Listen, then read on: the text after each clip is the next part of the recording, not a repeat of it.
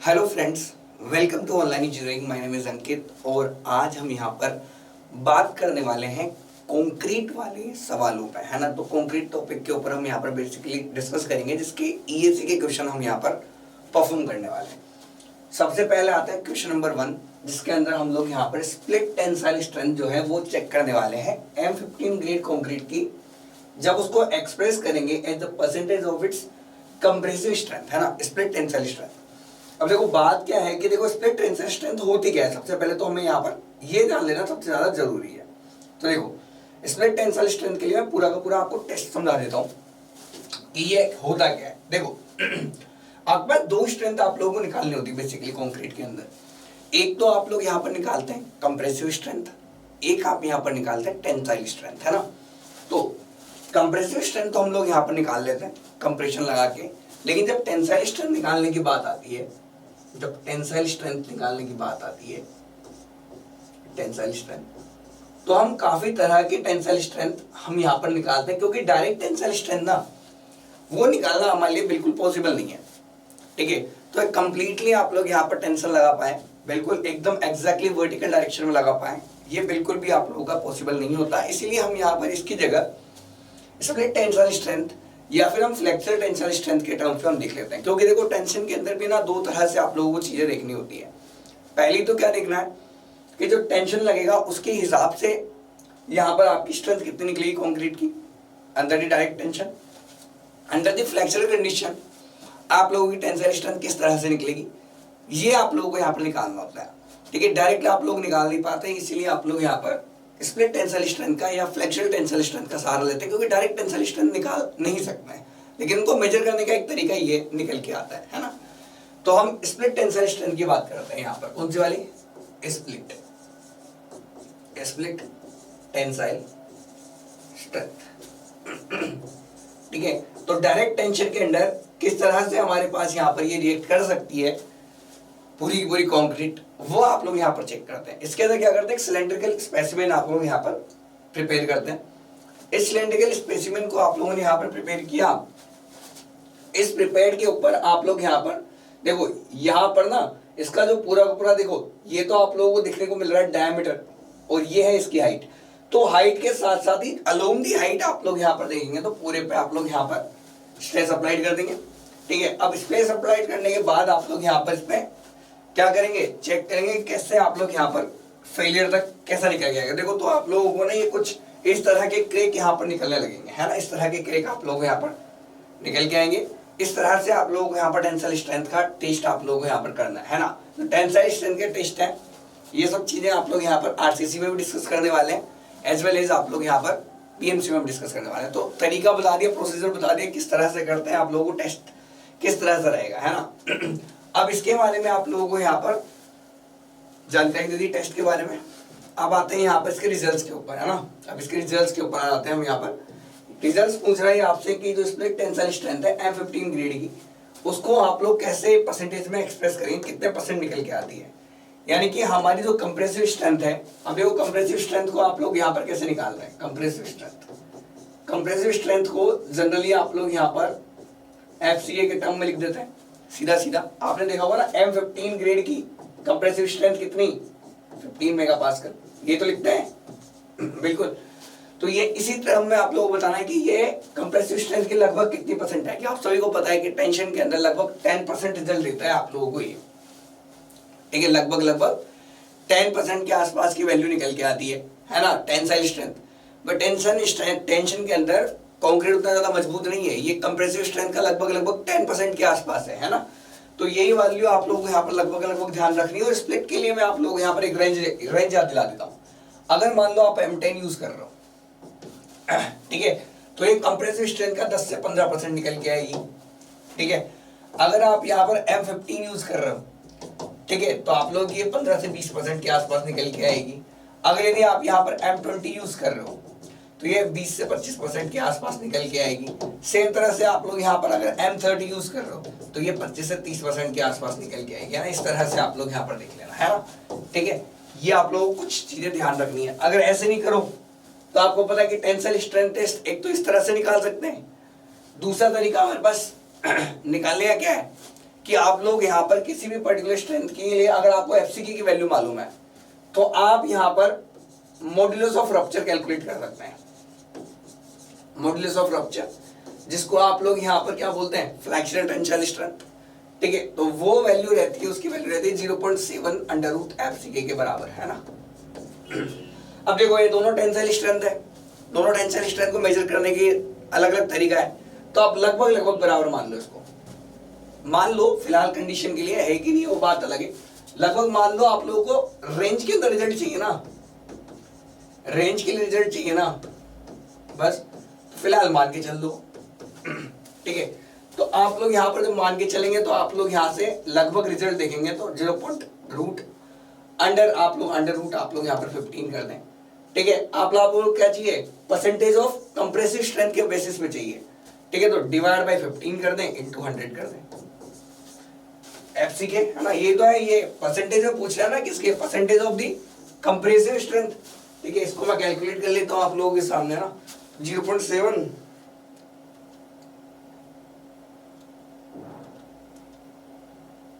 18% के आसपास आ रही है, 18.07%।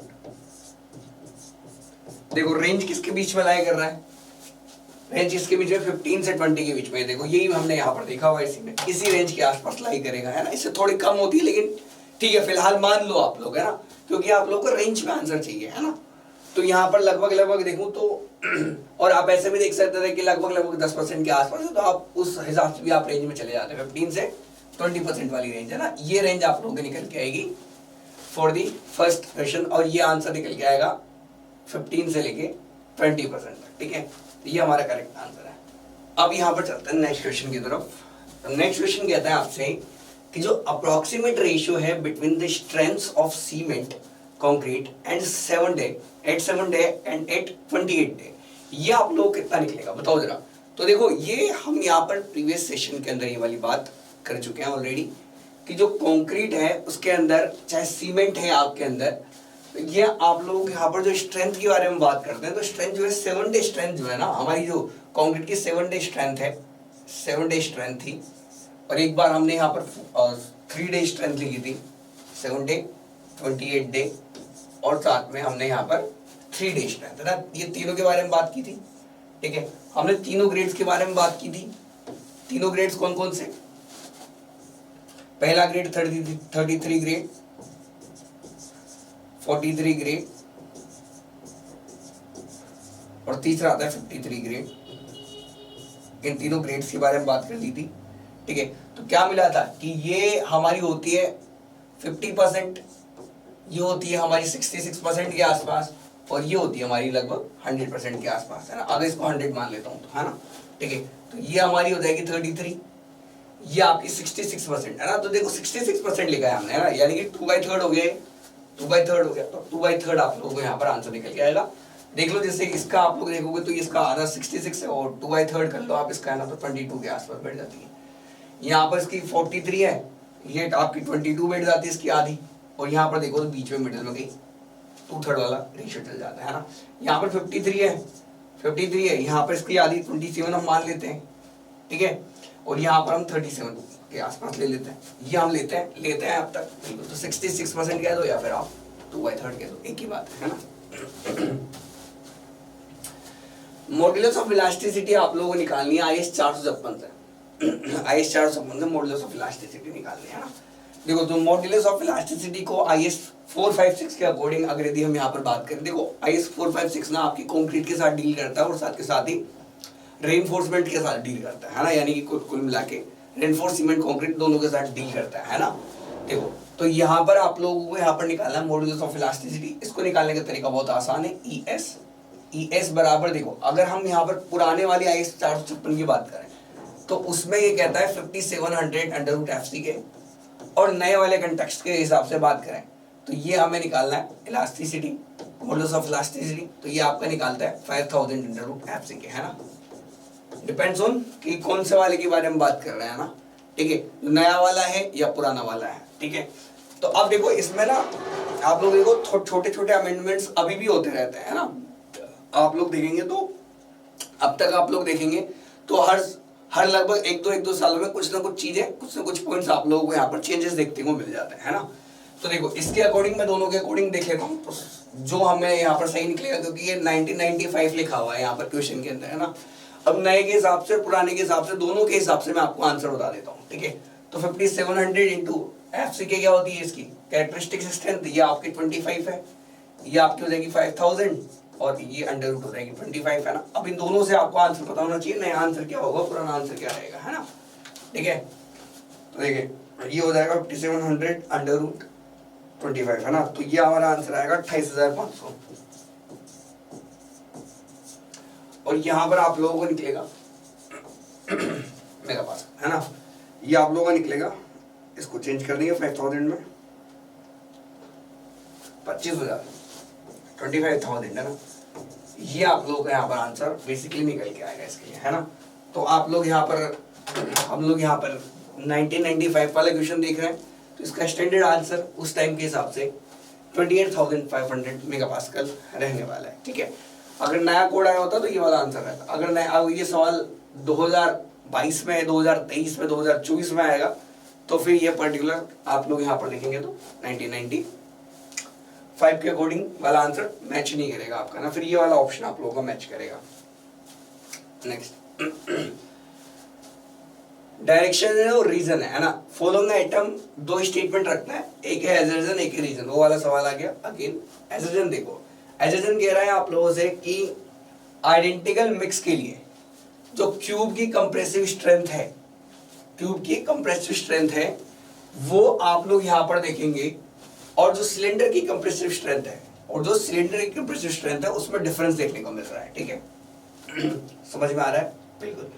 ये यूं कह रहा है कि आप लोगों का क्यूब की कंप्रेशन स्ट्रेंथ और सिलेंडर की कंप्रेसिव स्ट्रेंथ आप लोगों को इन दोनों के बीच में आप लोगों को देखने को मिल रहा है कि सर जो हमारा मामला है वो अलग अलग बैठ रहा है ना। चलो, जो आप लोग यहाँ पर जनरली जब हम स्ट्रेंथ की बात करते हैं, स्ट्रेंथ ऑफ कंक्रीट की, सीमेंट के बारे में बात कर रहे होते तो फिर हम यहाँ पर 70.6 का लेते हैं।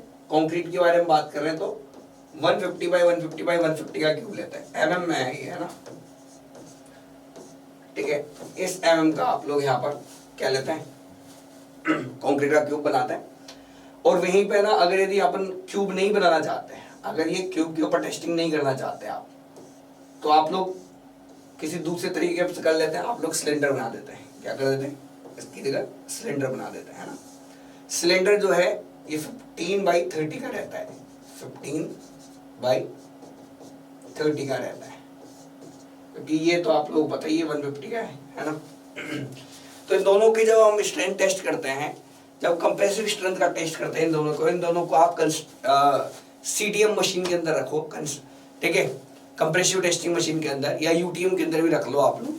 तो उसके अंदर जब आप रख के आप लोग यहाँ पर चेक करेंगे ना, तो इन दोनों की स्ट्रेंथ अलग अलग निकल के आएगी। अगर ये सेम ग्रेड से भी बनाए हैं तब भी, मान लो दोनों मैंने सेम मिक्स यूज किया ना, सेम तरह का कंक्रीट बना के दो अलग अलग मोल्ड कास्ट कर दिए, उसके बावजूद भी दोनों की स्ट्रेंथ का रेशियो सेम नहीं आने वाला। रीजन है इसका, रीजन इसका आपका स्लेंडरनेस रेशियो, ठीक है। स्लेंडरनेस रेशियो का बारे में बात सुनी होगी आप लोगों ने, बिल्कुल वो इसका रीजन है।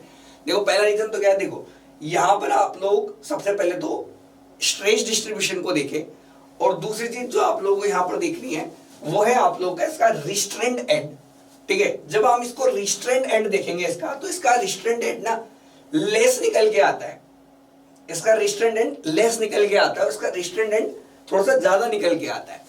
और साथ के साथ ही आप लोगों को जो यूनिफॉर्मनेस आप लोगों को देखने को मिलेगी, यहाँ पर देखो एरिया के अंदर यूनिफॉर्मिटी है और यहाँ पर एरिया में यूनिफॉर्मिटी नहीं है, इसी वजह से इसकी स्ट्रेंथ ज्यादा बेटरली अच्छे से निकल के आएगी और इसकी स्ट्रेंथ आप लोगों को नहीं निकल के आएगी।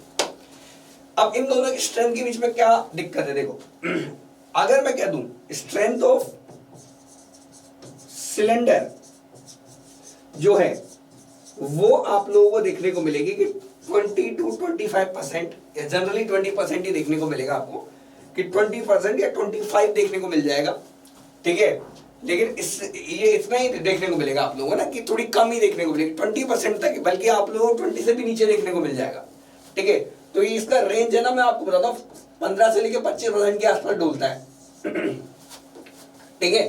तो बेसिकली ये ज्यादा से ज्यादा 20 से तो थोड़ा कम ही निकल के आएगी, है ना, ठीक है, 20% तक लेस रहती है देन ऑफ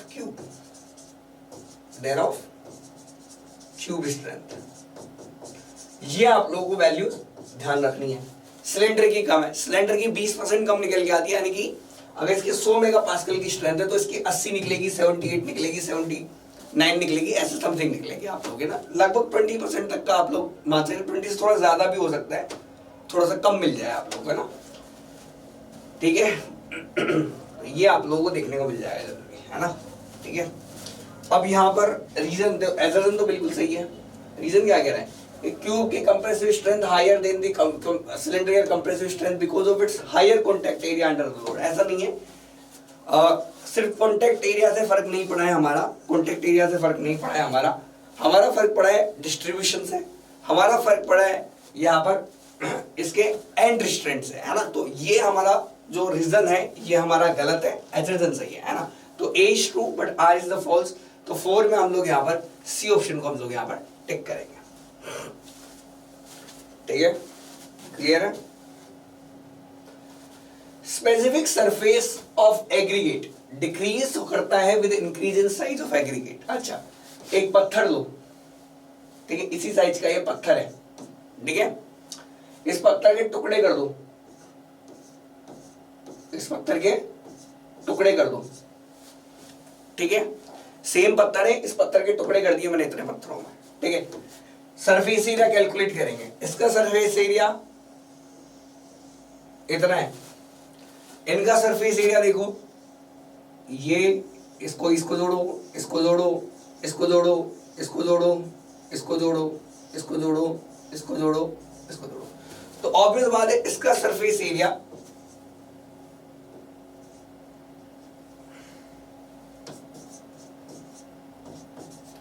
हायर निकल के आएगा और इसका लोअर निकल के आएगा। ठीक है, समझ में आ रही है बात? बिल्कुल। तो जैसे ही आप लोग यहाँ पर देखो, पार्टिकल साइज जितना छोटा है उसका सरफेस एरिया ज्यादा है, जितना पार्टिकल साइज आपका बड़ा है उतना सरफेस एरिया आप लोगों का यहाँ पर कम है।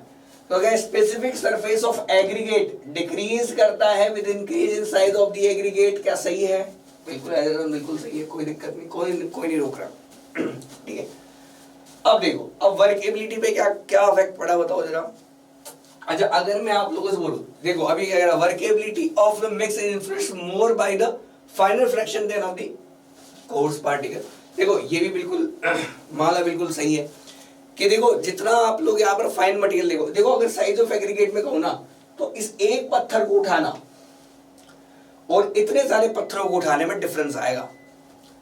ठीक है, तो यहां पर आप लोग वर्केबिलिटी के फॉर्म में देखो तो वर्केबिलिटी में बिल्कुल डिफरेंस आएगा। Shape and size of aggregate definitely affects the workability. ठीक है, एक पत्थर को उठा के जाऊंगा तो इजीनेस है, इतने सारे छोटे छोटे पत्थर उठाऊंगा तो इजीनेस थोड़ी कम है। ठीक है, वहीं पे अगर देखो तो पार्टिकल की स्मूथनेस के ऊपर भी डिपेंड करता है। ठीक है, और ये सारी चीजें आप लोग इन्फ्लुएंस करती है। तो जितना ज्यादा फाइनल फ्रैक्शन रहेगा वो आपकी वर्केबिलिटी को उतना ही इन्फ्लुएंस करेगा, कोई दिक्कत नहीं है। स्पेसिफिक सरफेस ऑफ एग्रीगेट, ये दोनों के दोनों बिल्कुल देखो, स्टेटमेंट्स के बारे में अगर मैं आपसे बात करूं तो स्टेटमेंट्स बिल्कुल सही है, लेकिन इसका ऊपर वाले से लेना देना क्या है मेरे को ये बताओ, कोई लेना देना नहीं है। पहले वाला कह रहा है कि जैसे स्पेसिफिक सरफेस है, अब देखो यार स्पेसिफिक सरफेस के बारे में तो बिल्कुल सही कह रहा है कि सर इसका कम रहेगा, इसका ज्यादा रहेगा पहला। दूसरा कह रहा है कि सर जितना ज्यादा फाइन फ्रैक्शन रहेगा उतना ज्यादा आपकी वर्केबिलिटी से अफेक्ट करोगे, आप लोग करेंगे, लेकिन उसका इससे क्या लेना देना, क्लियर करना चाहिए ना भाई। स्टेटमेंट्स को क्लियर नहीं किया इसने, दोनों स्टेटमेंट सही है इंडिविजुअली, बट एक दूसरे को करेक्ट एक्सप्लेनेशन नहीं करते, तो बी लग जाएगा इसमें, ए मत लगाना। वर्केबिलिटी जो कंक्रीट की है वो इंप्रूव कर देते हैं एयर एंटरिंग एजेंट, और बबल डाल दोगे तो ऑब्वियस बात है काम करने की स्ट्रेंथ आप लोगों की बढ़ जाएगी, तो ये तो बिल्कुल सही है। एयर एंटरिंग एजेंट इंक्रीज कर देते हैं कंक्रीट की स्ट्रेंथ, बताओ जरा, क्या एयर एंटरिंग एजेंट इंक्रीज करते हैं हमारे कंक्रीट की स्ट्रेंथ को? तो इसमें तो मेरे ख्याल से किसी भी तरह का कोई दो राय आप लोगों के दिमाग में नहीं रहना चाहिए।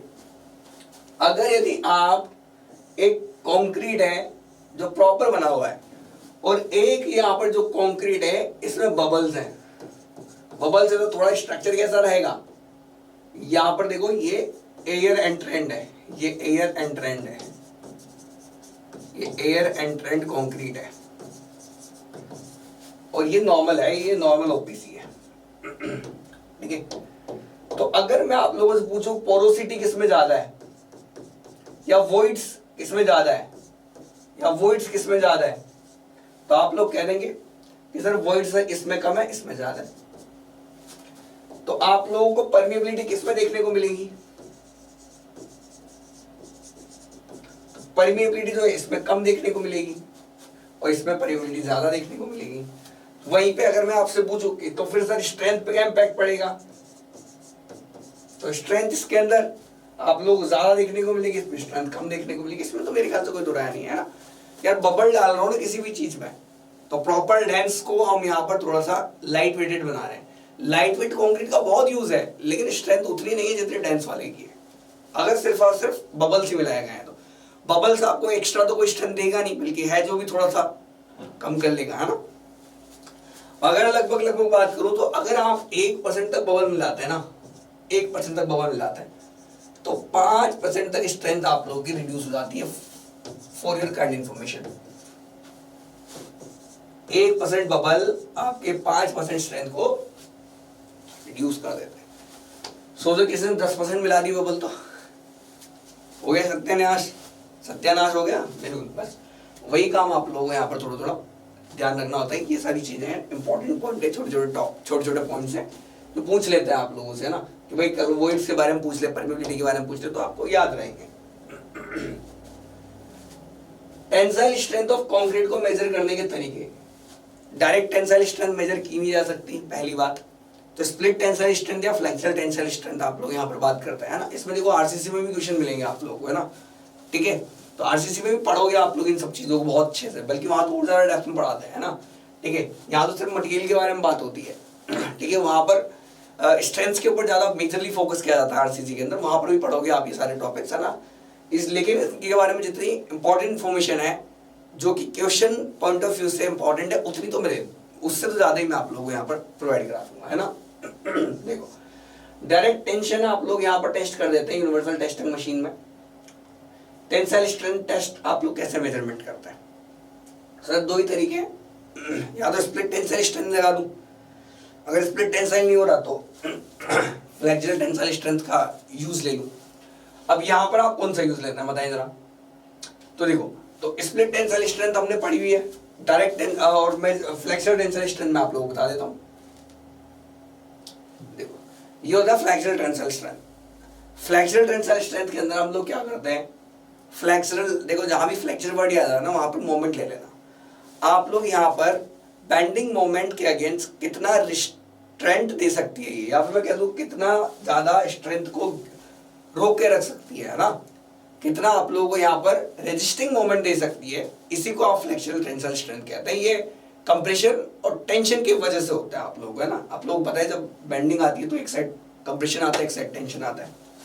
जैसे कि ये वाली, इसके ऊपर अगर यदि आप लोग यहाँ पर लोड लगाएंगे तो लोड लगाने से ये बीम या बार आप लोगों का कुछ इस तरह से होगा।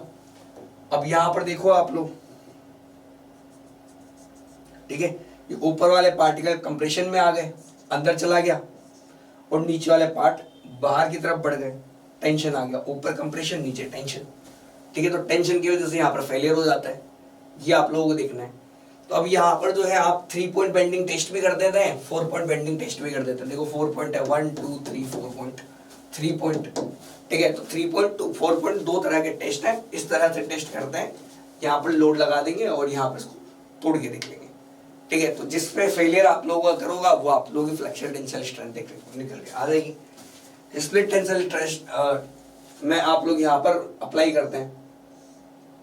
ठीक है, इसको यहाँ से आप लोग यहाँ पर फिक्स कराते हैं और फिर आप लोग यहाँ पर इसको देखते हैं। इनडायरेक्ट आप लोग यहाँ पर टेंसाइल टेस्ट करते हैं यहाँ पर। ठीक है, फेलियर कुछ इस तरह से यहाँ पर अगर होता है। ठीक है, अब यहाँ पर आप लोग ये सब चीजें ध्यान देनी है। टेंसाइल स्ट्रेंथ टेस्ट के अंदर आप लोग डायरेक्ट टेंशन करते नहीं है, पहली बात, डायरेक्ट टेंशन का टेस्ट नहीं होता। अप्लाई करते हैं compressive load along the diameter of the cylinder, तो स्प्लिट टेंसाइल स्ट्रेंथ निकल के आती है, स्प्लिट होने की टेंडेंसी। ठीक है, अप्लाई करते हैं third point loading on a prism. Prism पे करते हैं क्या, तो देखो प्रिज्म क्या होता है मैं पहले बता देता हूं आप लोगों को। प्रिज्म क्या होता है तो पहले ही देख लो। प्रिज्म एक ऐसी बॉडी को आप लोग यहाँ पर कहते हैं, या एक ऐसी बीम के बारे में बात करो तो एक ऐसी बीम को आप लोग यहाँ पर कहेंगे। बीम के बारे में बात करो तो बीम के बारे में कह देता हूँ, है ना, जिसका क्रॉस सेक्शनल एरिया चेंज नहीं हो रहा है ना। अगर मैं इसको क्रॉस सेक्शनल एरिया कहता हूँ इसका, तो ये आप लोगों का अगर चेंज ना हो तो आप इसको प्रिज्मेटिक बीम कह सकते हैं, ठीक है। हम लोग यहाँ पर जो स्प्लिट टेंसाइल टेस्ट करते थे उसमें तो आप लोग यहाँ पर क्या करते थे, एक सिलेंड्रिकल स्पेसिमेन लेते थे और इसके ऊपर आप लोग यहाँ पर क्या कर देते थे, कंप्रेसिव लोड्स को अप्लाइड कर देते थे।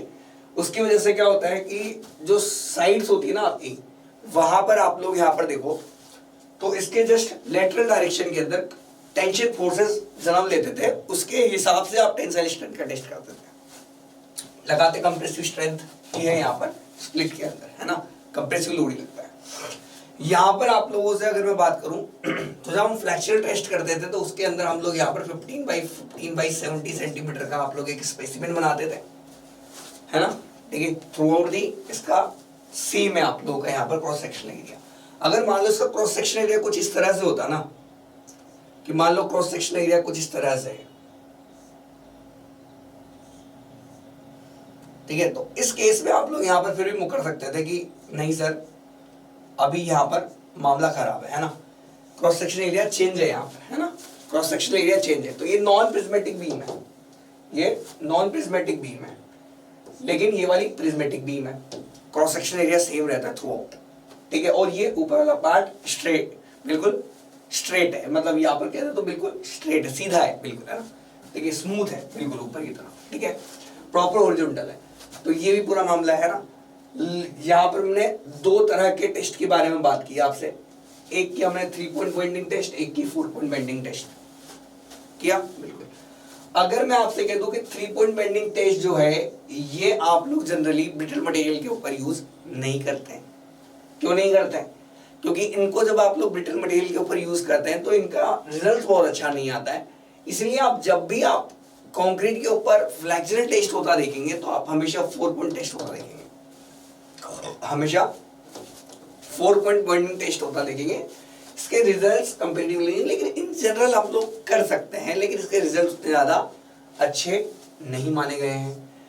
अब यहाँ पर देख लो, आप लोग आ जाओ अपने क्वेश्चन के ऊपर।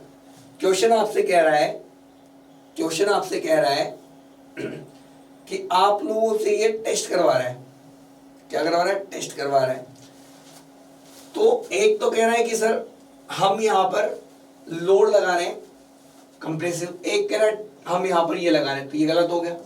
और यहाँ पर ये 3 पॉइंट लोडिंग की कह रहा है, तो ये भी गलत हो गया। 4 पॉइंट लोडिंग टेस्ट हमारा बेटर रिजल्ट आता, तो हमारा बी ऑप्शन हमारा ज्यादा सही रहेगा, और कंप्रेसिव लोड लगता है ना कि टेंसाइल लोड लगता है, ठीक है।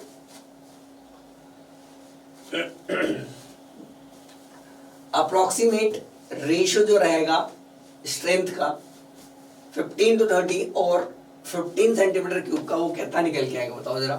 तो देखो 15 सेंटीमीटर क्यूब जो है ये आपको ज्यादा आप लोगों को ये देगी, है ना, इसका ज्यादा निकल के आएगा, ठीक है, ज्यादा निकल के आएगा, बराबर नहीं निकलेगा, इसका ज्यादा रहेगा। आपको रेशियो निकालना है सिलेंडर टू द क्यूब का, तो मैंने बोला 20% तक ले लो आप लोग। तो 20% की रेंज में कौन सा दिख रहा है आप लोगों को, ये दिख रहा है 0.85, 20% तक कम निकल के आएगा, ठीक है, 20% तक लेस निकलेगा। अच्छा लेस लिखा था, नहीं लिखा था मैंने वहां पर, लेस लिखा था ना, हाँ लेस लिखा था, 20% लेस, है ना, यानी कि इसकी अगर 100 है तो उसकी 80 निकलेगी। यहाँ पर 85 तक दे रखा है तो 85 ऑप्शन में कर देंगे आप लोग, यहाँ पर ऑप्शन में 85 दे रखा है तो 85 को ले लो आप लोग, है ना, कोई दिक्कत नहीं है, ठीक है। तो ये सुटेबल ऑप्शन यही बैठ रहा है, बाकी सारे ऑप्शन बैठ नहीं रहे हमारे। रीजन लिख देता हूं मैं आप लोगों के लिए यहाँ पर, रीजन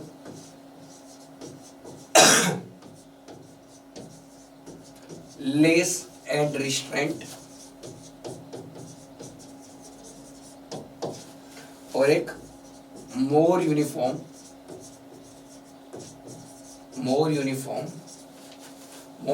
डिस्ट्रीब्यूशन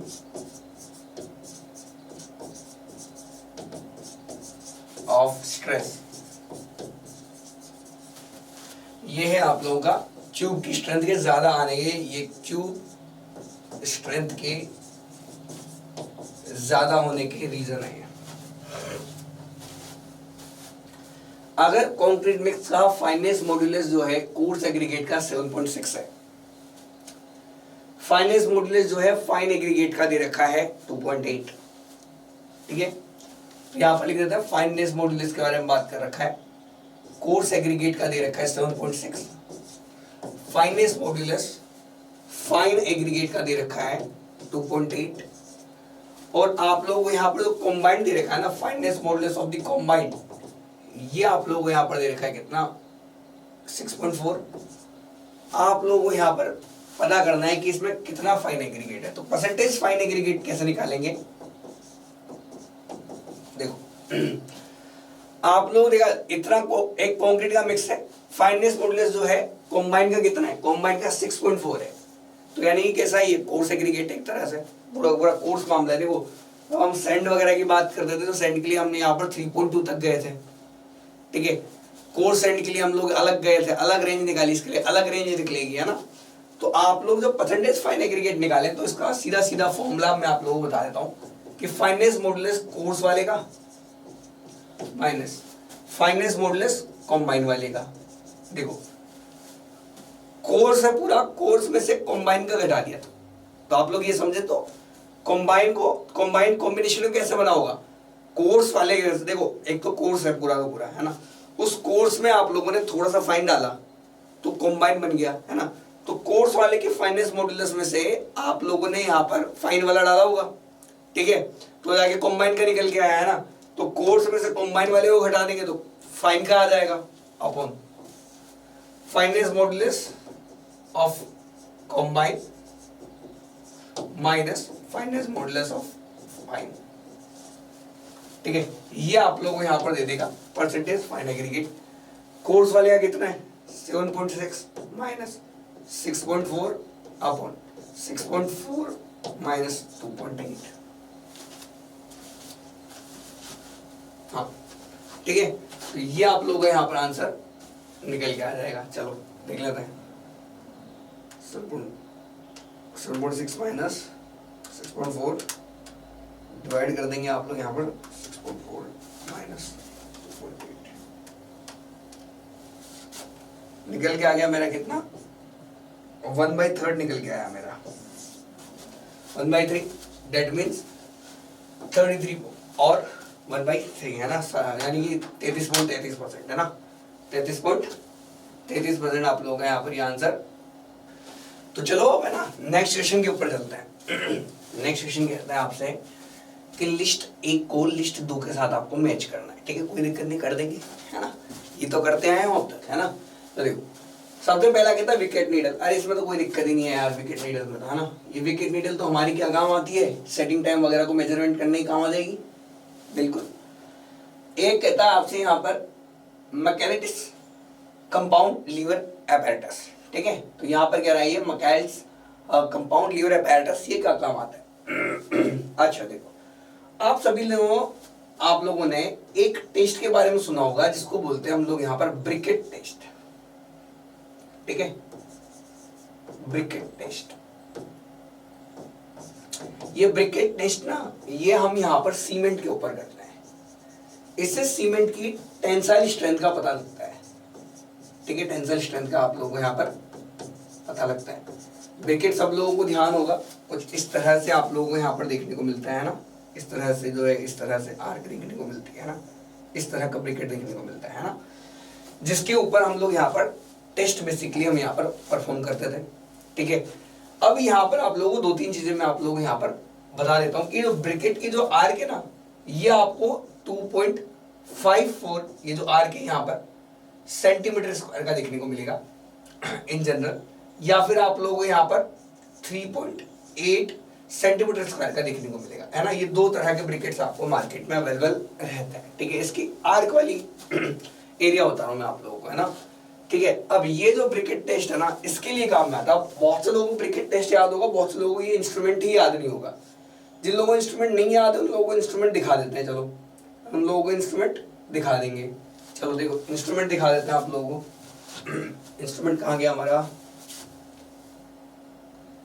ये रहा इंस्ट्रूमेंट हमारा, ठीक है, ये है हमारा, है ना। अब देखो इसके अंदर क्या बेसिकली आप लोगों को दिख रहा होगा, कि यहाँ पर आप लोगों को ब्रिकेट दिख रहा है, ठीक है। तो यहाँ पर ये देखो कंपाउंड लीवर आर्म के बेसिस पे काम कर रहा है ये ब्रिकेट टेस्ट है। यहाँ से आप लोग यहाँ पर ब्रिकेट को फिक्स करेंगे और ये खींच लेता है ब्रिकेट को ना, तो एक टेंसाइल टेस्ट का आप लोगों को यहाँ पर देता है, लेकिन टेंसाइल टेस्ट ऑन सीमेंट है, टेंसाइल टेस्ट ऑन सीमेंट है। अब यहाँ पर जो ब्रिकेट बनाने के लिए जो मिक्स काम में लेते हैं, उस मिक्स के अंदर जो पानी आप लोग लेते हैं वो P/5 प्लस 2.5% का वाटर आप लोग यहाँ पर बेसिकली काम में लेते हैं जो हम मिक्स बनाते हैं। जैसे साउंडनेस के लिए मैंने 0.78 बताया, इनिशियल सेटिंग टाइम के लिए वो बताया, इसके लिए हमने यहाँ पर P/5 प्लस 2.5% बोला है। P यहाँ पर स्टैंडर्ड कंसिस्टेंसी आप लोगों की सीमेंट की देखने को मिलेगी, है ना। ये आप लोगों का यहाँ पर अब ये देखो पुराना मेथड है, आजकल तो देखो दूसरे नए मेथड आ गए, उनके थ्रू आप लोग यहाँ पर क्या कर लेते हैं, ये सब चीजें मेजरमेंट कर लेते हैं। ये तो पुराना इंस्ट्रूमेंट है, लेकिन चलो ठीक है, हमें करना तो है, एक बार समझना है तो समझने की बारी आती है तो समझ ही लेते हैं एक बार, है ना, ठीक है। तो ये आप लोग पता चल गया ब्रिकेट टेस्ट किस काम आता है, टेंसाइल का टेस्ट है, टेंसाइल टेस्ट। लीच एटलियर में किसी को कोई डाउट नहीं होगा, लीच एटलियर साउंडनेस निकालने का टेस्ट है आपका, है ना, इसमें किसी को डाउट होगा ही नहीं। लास्ट आता है टर्बिडीमीटर, टर्बिडीमीटर, है ना। तो टर्बिडीमीटर वैसे तो निकल गया है आप लोगों का, लेकिन फिर भी समझा देता हूँ आप लोग टर्बिडीमीटर क्या होता है ना। टर्बिडीमीटर के अंदर आप लोग क्या करते हैं, यहाँ पर ये फाइननेस निकालने का तरीका है, यानी कि आप लोगों ने एक केरोसिन लिया, कंटेनर में केरोसिन ले लिया, ठीक है। इस केरोसिन के अंदर आप लोग यहाँ पर क्या करेंगे, सीमेंट डाल दें, क्या करेंगे, सीमेंट डाल दें। अब सीमेंट डाल के आप लोग यहाँ से क्या करेंगे, लाइट पास करवाएंगे, क्या करेंगे, लाइट पास करवाएंगे। और ये जो लाइट जो है आप लोग यहाँ पर उसको रिसीव करने के लिए रहेगा फोटो इलेक्ट्रॉनिक मटेरियल, ठीक है। तो अब यहाँ पर क्या होगा कि देखो यहाँ पर लाइट यहाँ से निकलेगी तो लाइट पास करके जाएगी और ये फोटो इलेक्ट्रॉनिक मटेरियल के ऊपर आ जाएगी, ये रिसीव कर लेगा बेसिकली लाइट को, है ना। तो आपको पता चल जाता है इसके बेसिस पे कि कितनी टर्बिडिटी दे रहा है हमारा सीमेंट केरोसिन के अंदर, ठीक है। जो लाइट पास कर रहा है उसकी कितनी तरीके से, किस तरह से लाइट पास हो रही है, उसके हिसाब से आप लोगों को पता चल जाता है कि कितना आप लोगों का यहाँ पर स्पेसिफिक सरफेस है।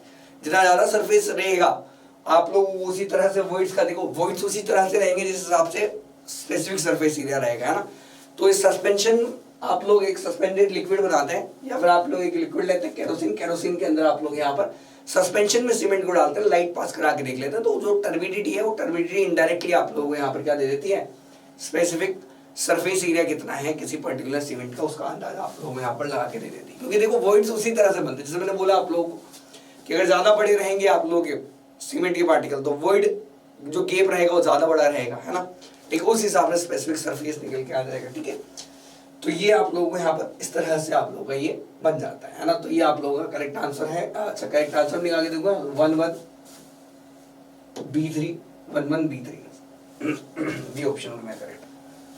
देखो जनरल श्रिंकेज इन सीमेंट कंक्रीट आपका किसकी वजह से होता है, कार्बोनेशन की वजह से होता है क्या, नहीं, स्ट्रेस की वजह से होता है क्या। देखो आप लोगों को पता है श्रिंकेज किस वजह से होता है।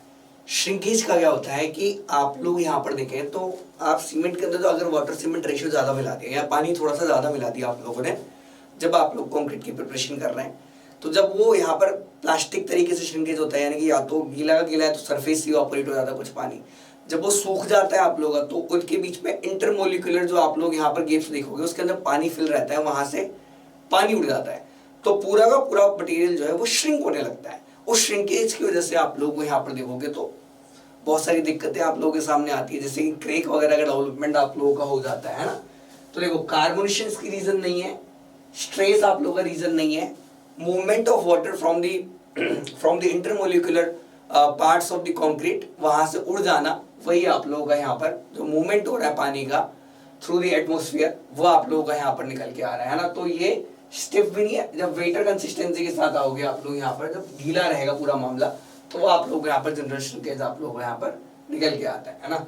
सूखना चालू हो रहा है ना, तब की बात कर रहे हैं। वेट बेचिंग, देखो बेचिंग है ना, अब देखो ये वर्ड निकल के आ रहा है बेचिंग। बेचिंग का मतलब होता है मिलाना। अगर मैं आप लोगों से कह दूं कि सीमेंट को मिलाना है तो दो तरीके हैं, एक तो होता है मास बेचिंग या इसको वेट बेचिंग भी कहते हैं ना, मास या वेट बेचिंग, और सेकंड होता है आपका वॉल्यूम बेचिंग। सेकंड होती है आपकी वॉल्यूम बेचिंग। अगर देखो अगर आप लोगों को यहाँ पर वेट बेचिंग करनी है, अगर यदि आपको वेट बेचिंग करनी है तो आप लोग यहाँ पर डेंसिटी को कंसिडरेशन में लेके आएंगे, वेट को कंसिडरेशन में लेके आएंगे, फिर उसके हिसाब से आप लोग यहाँ पर मिक्स करके रेशियो बनाएंगे, है ना। जैसे मान लो आप लोग कोई बनाना चाहते हैं, M25 बनाना चाहते हैं, जो भी बनाना चाहते हैं, है ना, ठीक है। तो यहाँ पर है, कह रहा है कि वेट ब्रेचिंग जो है प्रोसीड करती है किसके ऊपर, देखो इस अजम्पशन पे कि जो डिक्लेयर्ड वेट है ईच बीज ऑफ सीमेंट का निकल के आया, नहीं, देखो इसमें सभी चीजों का कंसिडरेशन होगा, पानी का भी कंसिडरेशन आप वेट के हिसाब से लेंगे, सीमेंट भी आपको वेट के हिसाब से लेना पड़ेगा, आपको सैंड भी वेट के हिसाब से लेनी पड़ेगी, आप लोग को एग्रीगेट भी वेट के हिसाब से लेना पड़ेगा, है ना। तो assumption of the declared weight in each bag of cement, ऐसा नहीं है। Weighing the contents of each bag, सिर्फ बैग को ही करना है, अरे बैग को नहीं, सबको ही करना है। आगे देखो, एक्यूरेटली एस्टिमेट करोगे weight of each material to be used in the each batch, हाँ ठीक है, ये थोड़ा सा सही है मामला, नीचे वाला भी पढ़ लेना है। The assumption of correct drive wait of each size range of each material and weight of water, बिल्कुल देखो ये ज्यादा सही है। देखो कैसे और तो देखो ये भी एक तरह से सही है, लेकिन ये ज्यादा सही क्यों है, क्योंकि ये कह रहा है कि सर देखो जो वेट लेंगे ना वो हम लोग यहाँ पर ड्राई वेट लेंगे मटेरियल्स का, तो और जो पानी है उसका अलग से वेट दे रखा है, तो ड्राई मटेरियल्स का वेट लेते हैं हम लोग, है ना।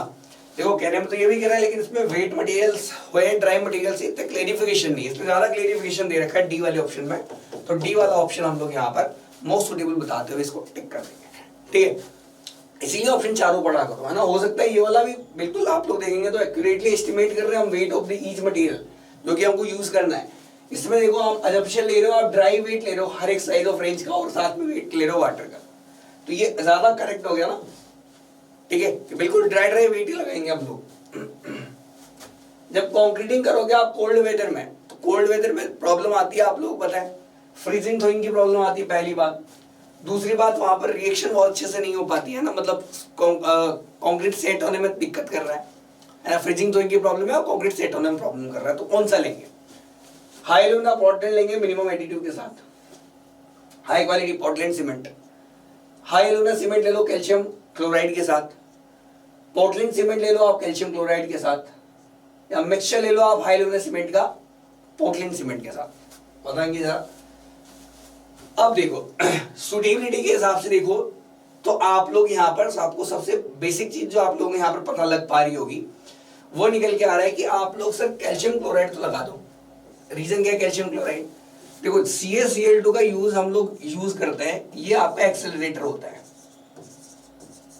ये क्या करेगा जल्दी से आप लोगों का यहाँ पर रिएक्शन फास्ट कंप्लीट कराएगा, यहाँ पर रेट ऑफ हाइड्रेशन जल्दी रहेगी, स्ट्रेंथ गेन जल्दी हो पाएगी, रैपिड स्ट्रेंथ गेन आप लोग यहाँ पर कर पाएंगे अगर आपने CaCl2 को यूज कर दिया तो। और कोल्डर रीजन के अंदर आप लोग की जल्दी हीट ऑफ हाइड्रेशन नहीं मिलती, क्योंकि जल्दी से रिएक्शन नहीं हो पाती है ना, फ्रीजिंग थोड़ी की बहुत प्रॉब्लम रहती है, ठीक है। तो यहाँ पर आप CaCl2 को ऐड करेंगे आप, लेकिन CaCl2 के साथ हमारे को दो ऑप्शन दे रहा है ये, एक कह रहा है सर पोर्टलैंड सीमेंट को कर लूं, एक कह रहा है हाई एल्यूमिना सीमेंट को कर लूं, आप बताओ किसके साथ जाऊंगा मैं। देखो ये दोनों से तो बेस्ट ऑप्शन है कैल्शियम क्लोराइड, ठीक है। तो पोर्टलैंड सीमेंट या हाई एल्यूमिना सीमेंट कौन सा बेटर रहेगा, तो हाई एल्यूमिना सीमेंट ज्यादा बेटर रहेगा। रीजन क्यों, क्योंकि पहली बात तो कोल्डर रीजन है, तो ये पहली बात तो इसकी जो शुरुआत में आप फाइनल सेटिंग टाइम देखोगे, इनिशियल सेटिंग टाइम तो ठीक है थोड़ा सा लॉन्गर है, बट फाइनल सेटिंग टाइम इसका थोड़ा सा अच्छा है, सेट अच्छे से हो जाएगा, स्ट्रेंथ अच्छी दे देगा, और ऊपर से फ्रीइंग थ्रोइंग के अगेंस्ट भी इफेक्ट इसके बहुत अच्छे हैं, ठीक है। केमिकल इफेक्ट्स को भी झेल सकता है ये साथ के साथ ही, है ना, तो और साथ ही साथ फ्रॉस्ट एक्शन में भी ये थोड़ा सा बेटर रहता है हमारा हाई एल्यूमिना सीमेंट, इसलिए मैं यहाँ पर C option sorry B option पे लगाऊंगा, बाकी सारे ऑप्शन कैंसिल आउट कर दूंगा, है ना। तो ऑप्शंस में देखना पड़ेगा आपको। मॉड्यूलस ऑफ इलास्टिसिटी, अब कब का सवाल है 1997 का, तो 5700 आएगा, नया सवाल होता तो 5000 लेते हैं।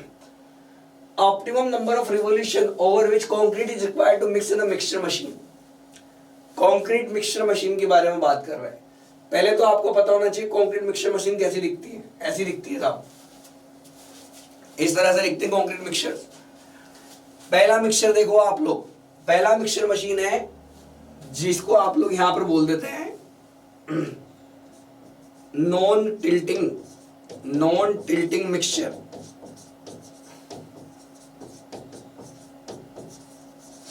ठीक है।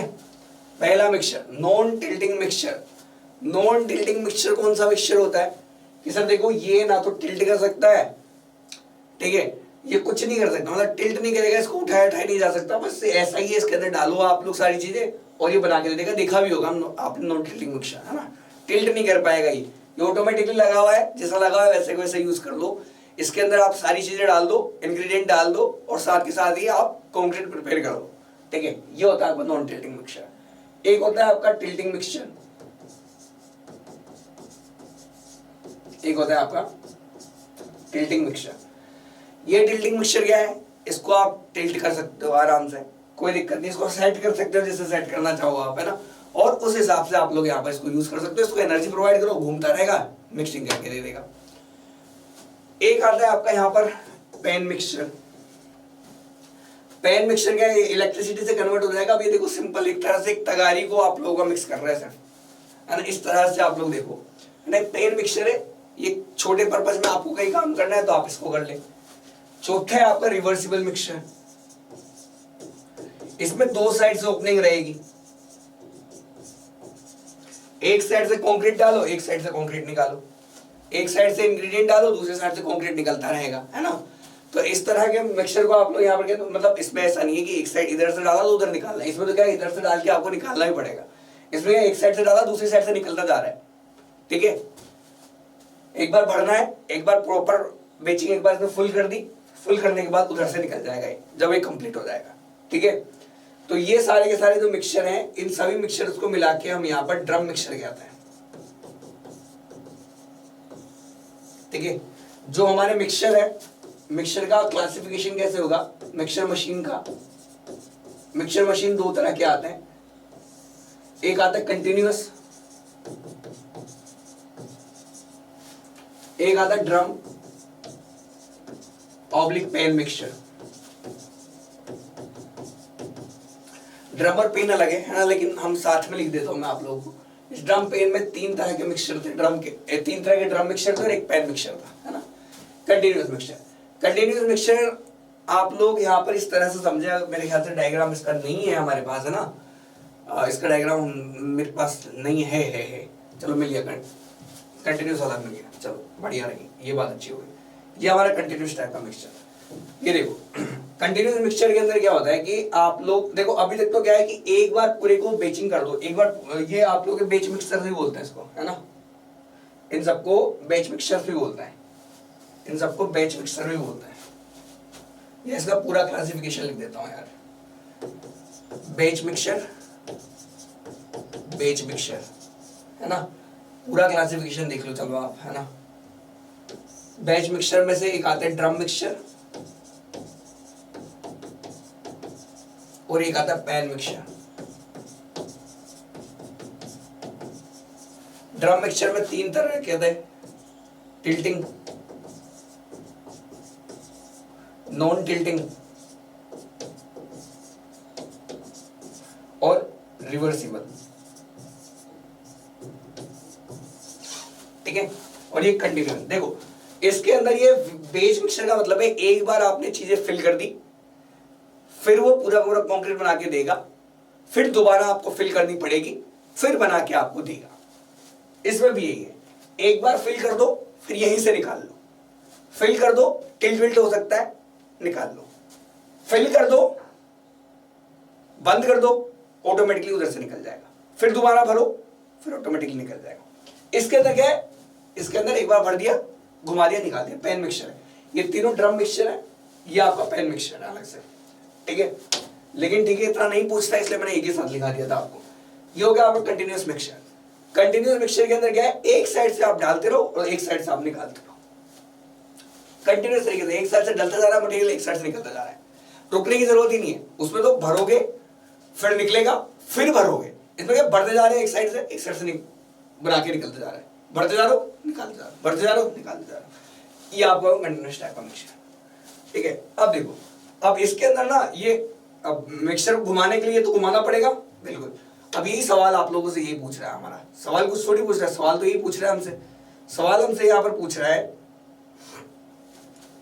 कि जो कितने नंबर ऑफ रिवोल्यूशन हम दें कंक्रीट के अंदर ताकि मिक्सचर के अंदर पूरा का पूरा मिक्स प्रिपेयर हो जाए।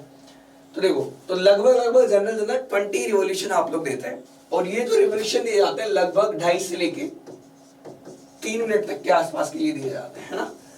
ठीक है, समझ में आ गई बात। बिल्कुल, अगर कोई हाई स्ट्रेंथ सीमेंट है ना, तो उसके लिए आप लोग कर सकते हैं।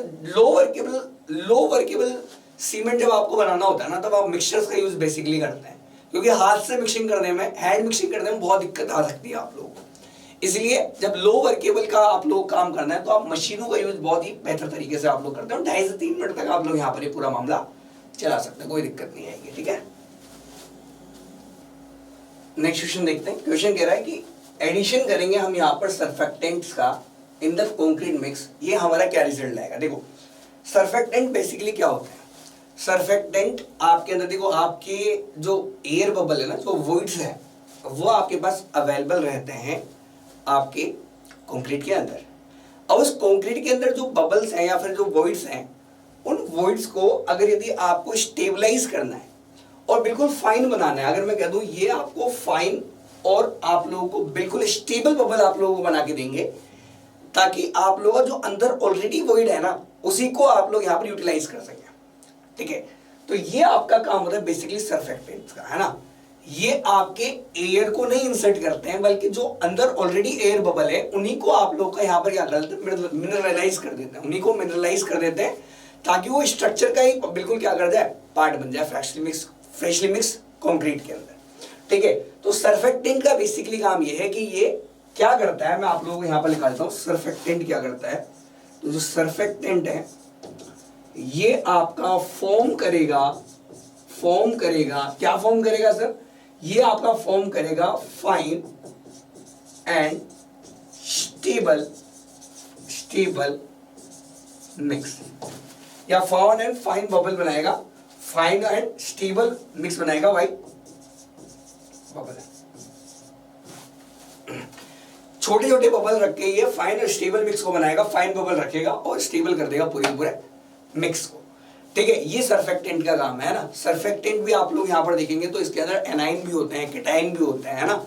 ठीक है, ताकि ये पूरे के पूरे मिक्स को क्या कर सके, मिनरलाइज कर सके और प्रॉपर का प्रॉपर काम कर सके, है ना। ये इस तरह से आप लोगों को यहाँ पर समझो कि आप लोगों को फ्रोस्ट एक्शन के लिए, आप लोगों को यहाँ पर फ्रोस्ट एक्शन से बचने के लिए अंदर आपको स्पेस चाहिए, ताकि जब पानी का एक्सपेंशन हो तो चाहिए। लेकिन वो जो आप लोगों के बबल बने हुए हैं ना, वो बबल टेम्परेरी बबल्स रहते हैं, वो स्टेबल नहीं रहते, वो इनस्टेबल रहते हैं आप लोगों के, है ना। तो ऐसे बबल्स को ये स्टेबल कर देता है ऑलरेडी। आपको अगेन बाहर से एयर एंटरिंग एजेंट डालने की जरूरत नहीं है, आप सरफेक्टेंट की मदद से आप लोग ये सारा काम कर सकते हैं, है ना। तो ये ऐसा करके क्या करता है आप लोगों का, पहली बात तो अंदर बबल फॉर्मेशन को स्टेबल बनाता है, जो बबल ऑलरेडी प्रेजेंट है, तो ये वाटर सीमेंट रेशियो को कम करवा सकता है फॉर द सेम वर्केबिलिटी। और ऐसा करके ये क्या करता है, स्टेबल कर दिया साथ के साथ इसने बबल को, तो यहाँ पर आपकी स्ट्रेंथ ऑफ द कंक्रीट बन गया और डेंसिटी को भी बढ़ा देगा ये, क्योंकि फाइन बबल्स आप लोगों को दे रहा है वो अंदर वाले ना, स्टेबल करके। तो ये 2, 3 एंड 5 मेरा करेक्ट निकलेगा। ये इंक्रीज नहीं करेगा, ये आपको डिक्रीज नहीं करेगा क्यूरिंग के ड्यूरेशन को, कुछ नहीं कर रहा है। कंसीडर करना है आपको इस फॉलोइंग स्टेटमेंट को कि ज्यादा वाटर सीमेंट रेशियो से क्या निकलेगा, तो सीधी सी बात है, श्योर मिक्स नहीं, वर्केबल मिक्स बिल्कुल, वीक मिक्स बिल्कुल, लेस ब्लीडिंग गलत। देखो, तो ये तो आप लोगों को बिल्कुल समझ में आ गया होगा अब तक कि पानी को जैसे ज्यादा बढ़ाएंगे श्रिंकेज बढ़ेगा, ब्लीडिंग बढ़ेगी। देखो, वाटर सीमेंट रेशियो को जैसे बढ़ाएंगे वैसे ही आप लोगों का श्रिंकेज बढ़ेगा। ठीक है, साथ के साथ ही अगर मैं बात करूं आपसे तो वर्केबिलिटी बढ़ेगी, साथ के साथ ही आप लोग यहाँ पर कहते हैं तो ब्लीडिंग बढ़ेगी, ब्लीडिंग टेंडेंसी बढ़ेगी और स्ट्रेंथ आप लोगों का यहाँ पर घटेगा। ठीक है, तो सेकंड एंड थर्ड आप लोगों का यहाँ पर ऑप्शन करेक्ट निकलेगा। नेक्स्ट देखो, इनमें से कुछ एक तो नाम आप लोग बता रखे हैं, जैसे सुपर प्लास्टिसाइजर है, इसके लिए हम यहाँ पर पहले देख चुके हैं सल्फेनेटेड मेलानिन फॉर्मल्डिहाइड, ये नाम मैं आप लोगों को पहले बता चुका हूँ। यहाँ पर देखो कैल्शियम क्लोराइड को भी आप बहुत अच्छे से जानते हैं, जो कि एक्सीलरेटर का काम करता है। अब बात आ गई दो को नहीं जानते आप लोग, है ना, दो के नाम आप लोगों ने कम ही सुने हुए, है ना। तो जो एक तो बच गया आप लोगों का वाटर रिड्यूसिंग एडमिशन ए, ये आप लोगों का लिग्नो फिल्फिनोएट, ये आप लोग यहाँ पर क्या करते हैं, ये as a water reducing admixture काम में आता है। और आप लोग का लास्ट में बच गया ये देखो न्यूट्रलाइज और विंजल रेजिन है, ये आपका एयर एंटरिंग एजेंट है। अच्छा, सरफेक्टेंट का नाम भी आप लोगों से कभी कभी पूछ ले तो, सरफेक्टेंट का नाम भी अगर यदि आप लोगों से पूछ ले तो सरफेक्टेंट का नाम भी आप लोग यहाँ पर एक याद रख लें। तो उसका नाम है आपका पॉलीविनाइल एल्कोहल, ठीक है। तो ये आप लोग इसका भी नाम याद रख लें, है ना, अगर इन केस पूछ ले तो, है ना। तो जितने भी कार्बोनेट सल्फेट्स होंगे ये सब आप लोग यहाँ पर देख सकते हैं, एक्सीलरेटर के अंदर चले जाते हैं बेसिकली। बेचिंग किसको कहते हैं बताओ? बेचिंग मतलब मिक्सिंग होता है बेसिकली, सीधे शब्दों में। इसके अंदर कंट्रोलिंग करना है आपको total quantity of each batch, क्या इसको बोलते हैं सर? बताएं जरा। या फिर सर इसको बोलते हैं कि वेइंग आपको एक्यूरेटली करना है और हर एक मटेरियल को अच्छे से करना है, या कंट्रोल करना है आपको quantity of each material into the each bags. देखो तो यहाँ पर देखो बेचिंग आप लोगों की वॉल्यूम भी हो सकती है, वेट भी हो सकती है ना। तो आपको सिर्फ वेट बेचिंग पे ही नहीं जाना है, मिलाने को बेचिंग कहते हैं, है ना। तो वेट बेचिंग का अगर पूछता तो अलग बात है, ये सिर्फ बेचिंग की पूछ रहा है। Total quantity of each batch की वो करना बेचिंग कहते हैं? नहीं। वेइंग एक्यूरेटली इसको कहते हैं? नहीं। Adjusting the water to be added to the moisture content of the material, ये बेचिंग कहलाती? नहीं। आप लोग क्या कहलाती कि आप लोग कितना कितना अमाउंट का मटेरियल किस किस जगह डाल रहे हो उसी को आप लोग कंट्रोल करना ही बेचिंग कहलाती। तो controlling the quantity of each material into each batch, यही आप लोग क्या कहलाएगी? बेचिंग। बेचिंग मतलब बेसिकली मिक्सिंग होता है कि तीन चीजों को मिला दिया आप लोगों ने। तो it is nothing but the control of the quantity of each material into the each batch, हर एक के अंदर कौन से कितना मात्रा में डाला जाएगा, ये आप लोगों का बेचिंग कहलाती है बेसिकली। अब वो वॉल्यूम वाइज डालो, वेट वाइज डालो, है ना, ठीक है। आपको 1:4 का आपको यहाँ पर कंक्रीट बनाना है। वॉल्यूम ऑफ कोर्स एग्रीगेट कितना लगेगा? अच्छा देखो, तो लेट मी से 1 मीटर क्यूब का आपको बनाना है ना, तो आपको जो वेट कंक्रीट बनाना है, वेट कंक्रीट बनाना है वो बनाना है आप लोगों को यहाँ पर 1 मीटर क्यूब। तो आपका जो ड्राई कंक्रीट का वेट रहेगा वो कितना रहेगा? देखो ड्राई कंक्रीट ना, आपका ड्राई मटेरियल हमेशा ज्यादा लगता है, उसके बाद आपका वेट मटेरियल कम बनता है। पहले बता देता हूँ मैं फॉर योर काइंड इन्फॉर्मेशन, क्योंकि बड़े वॉइड्स के बीच में छोटे और छोटे वॉइड्स के बीच में और छोटे, ये सारे पार्टिकल आपके डलने वाले होते हैं। जब आप मंगाते हो तो आप लोगों ने जैसे एग्रीगेट मंगा लिया, अब एग्रीगेट तो मंगा लिया आप लोगों ने, सैंड मंगा लिया, एग्रीगेट के बीच में वॉइड है उनमें सैंड फिल हो जाएगा, फिर सैंड के बीच में जो वॉइड है उसमें सीमेंट फिल हो जाएगा और फिर उसके अंदर पानी फिल हो जाएगा। इस तरह से तो टोटल जो वॉल्यूम दिखता है ना आप लोगों को वो अलग दिखता है, ठीक है। तो वॉल्यूम ऑफ जो ड्राई आप लोगों को देखने को मिलेगा वो ज्यादा देखने को मिलेगा। लगभग कितना ज्यादा देखने को मिलता है? तो 1.5 से लेके 1.52 से लेके 1.54 टाइम्स ज्यादा देखने को मिलता है of the volume of the weight, ठीक है। तो यहां पर देख लो, तो 1.54 ले लेता हूं मैं डिवाइड बाय, तो आप लोगों को यहां पर क्या निकालना है? निकालना है वॉल्यूम ऑफ कोर्स एग्रीगेट। तो वॉल्यूम ऑफ कोर्स एग्रीगेट निकाल सकते हैं। टोटल कितना है? टोटल कितने पार्ट है? तो टोटल पार्ट है 1 + 2 + 4, दैट मींस 7 पार्ट। इसमें से इसका पार्ट कितना है एग्रीगेट का? 4। ये आप लोगों का कोर्स एग्रीगेट का मामला निकल गया, है ना। इसको कैलकुलेट कर लेते हैं हम लोग यहाँ पर, है ना, ठीक है। तो देखो 1.54 × 4 डिवाइड बाय 7, तो ये निकल के आ रहा है मेरा 0.88 मीटर क्यूब। इसके आसपास का आंसर 0.85 मीटर, क्योंकि कहीं भी मान सकते हो आप इसमें से लेके 5.4 से लेके 5.2 तक या 5.6 तक भी मान सकते हो, कोई दिक्कत नहीं है ना। इसके आसपास ही लेना है, लेकिन 1.5 से थोड़ा सा ज्यादा ले लेना आपको। अब क्वेश्चन को देखते हैं कि जो कैपेसिटी है 28H टाइप कंक्रीट मिक्सचर की वो 0.8 मीटर क्यूब है, ठीक है। मिक्सिंग करना है आपको 1 क्यूबिक मीटर ऑफ कंक्रीट, जो क्वांटिटी लगेगी वो आपका 5.5 बैग लगेगी। In order to avoid fractional usage of cement bag, the volume of concrete to be mixed per batch will be. अब देखो तो कुल मिला के क्या कह रहा है ये कह रहा है कि सर देखो हमारे मिक्सचर की कैपेसिटी इतनी है, ठीक है, हमको ना 1 मीटर क्यूब का कंक्रीट बनाना है, उसमें हमें 5.5 बैग लग रहा है। हम नहीं चाहते फ्रैक्शनल यूसेज करना, सर इसकी जगह मैं नहीं चाहता कि 5 बैग यूज करूं, 5.5 बैग यूज करूं, आधा ऐसे चला जाता है।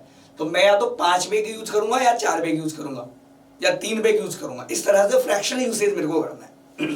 ठीक है, तो 5.5 की जगह 5 यूज करने हैं आपको बेसिकली। अब आपको अवॉइड करना है फ्रैक्शनल यूसेज सीमेंट बैग का। तो वॉल्यूम ऑफ कंक्रीट आपका हर बेंच में कितना निकलेगा ये आपको बताना। अच्छा देखिए, आपको ये दे रखा है कि 1 मीटर क्यूब कंक्रीट से 5.5 बेग लगते हैं।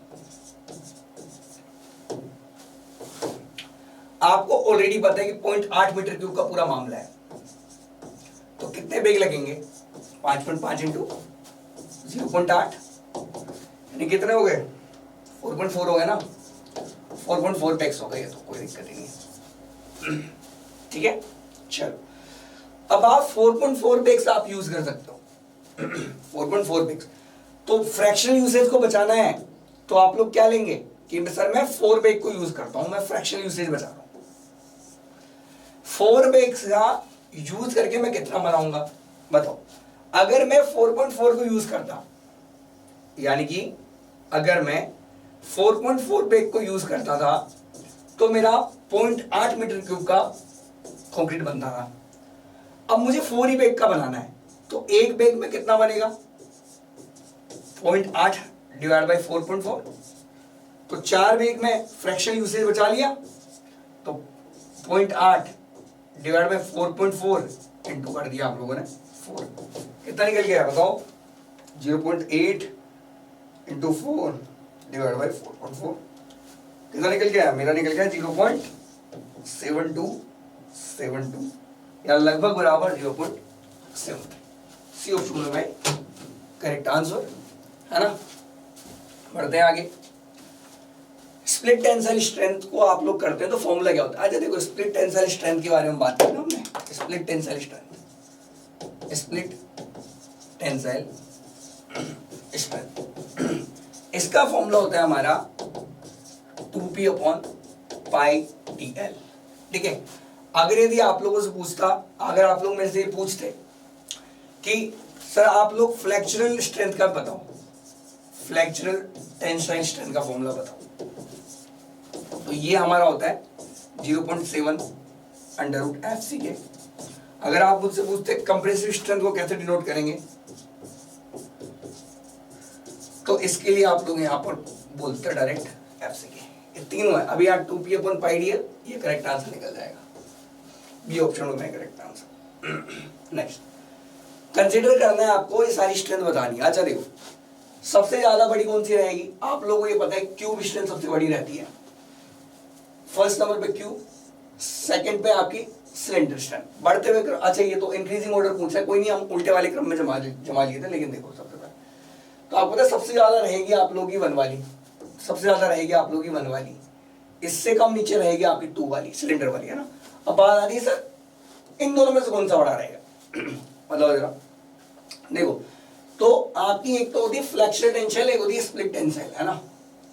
तो जो मॉडुलस ऑफ रप्चर रहता है, ये आपका ऑब्वियस बात है, बेसिकली बात है, ज्यादा बड़ा निकल के आएगा, क्योंकि बेंडिंग के अगेंस्ट देख रहे हैं।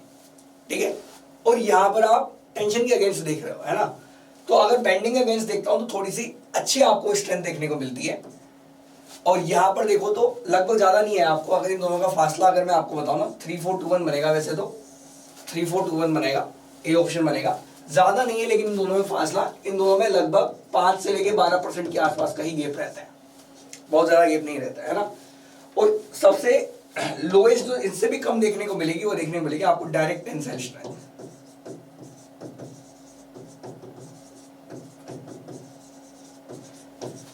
एक जर्नल पब्लिश हुई थी, उसके अकॉर्डिंग अगर मैं आप लोगों से बोलूं तो देखो, यहां पर अगर मैं आप लोगों को निकालना चाहूं FCT, डायरेक्ट टेंसाइल स्ट्रेंथ, है ना। F डायरेक्ट लिख देता हूं मैं ना, F डायरेक्ट टेंसाइल स्ट्रेंथ, है ना। तो लगभग 0.35 पे आप लोगों को मिलेगी रूट FC के, लगभग बराबर बोल रहा हूं। 0.34 था वैसे, है ना, 0.34 के आसपास, अराउंड। अगर यदि आप लोग यहाँ पे स्प्लिट की बात करते हो तो 0.50 रूट FC के देखने को मिलेगी। और अगर यदि आप लोग यहाँ पर रप्चर की बात करते हो रप्चर को भी बोलते हैं अपन ना फ्लैक्शन, ठीक है। तो 0.7 रूट एफ सी के देखने को मिलता है। और अगर यदि आप कंप्रेसिव की बात करते हो तो वो तो आपको पता ही है ऑलरेडी, ठीक है। वो तो आपको ऑलरेडी क्या है, ऑलरेडी वो चीजें आप लोगों को पता है, ठीक है। तो ये हमने यहाँ पर बता दिया है तीनों के बारे में। नेक्स्ट देख लो, श्रिंकेज जो है किसके ऊपर डिपेंड रहता है, तो देखो एक तो पानी के ऊपर डिपेंड करता है, और किसके ऊपर डिपेंड करता है, स्ट्रेस के ऊपर डिपेंड करता है, या टाइम के साथ साथ टाइम डिपेंडेंट रहता है ना। जैसे जैसे टाइम चेंज होता रहता है वैसे वैसे, जैसे मतलब मोस्टली श्रिंकेज जो है 80 से 85% 6 महीने में खत्म हो जाता है। मैंने बोला था आप लोगों से, है ना, ये प्रीवियस वाले सेशंस के अंदर बोला था, ठीक है। तो 1 एंड 2 आपके करेक्ट आंसर है। तो ए ऑप्शन मेरा करेक्ट निकलेगा for the 24th number of question. Last में अगर आप यहाँ पर एयर को डाल दो, तो एयर को डालोगे तो फिजिंग थ्रोइंग से बच जाएंगे, वर्केबिलिटी बच जाएगी, स्ट्रेंथ घट जाएगी, बिल्कुल सही है। क्योंकि 1% भी अगर आप लोगों ने डाल दिया वॉइड, एयर वॉइड, तो आपको कितना 5% स्ट्रेंथ को ले डूबता है ये दो साहब। तो 1 2 3 ऑफ ऑल आर करेक्ट, ठीक है। तो ये अभी हमारे आज के सेशन में इतना ही सवाल था फिलहाल, इतना ही। मिलते हैं बाकी नेक्स्ट सेशन, तब तक के लिए बाय, थैंक्स फॉर